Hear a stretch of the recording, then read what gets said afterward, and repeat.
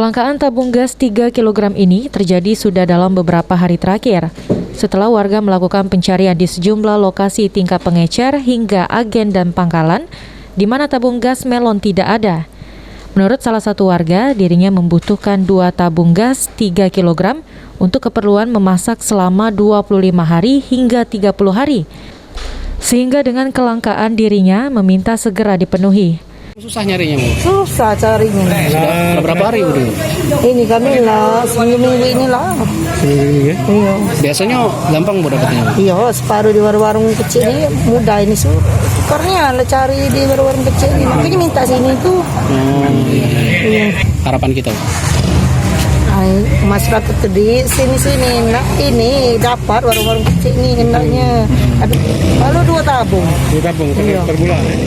Hingga saat ini, agen dan pangkalan di Kabupaten di Muara Enim terus menunggu stok dari SPBE untuk ketersediaan tabung gas 3 kg untuk memenuhi kebutuhan warga.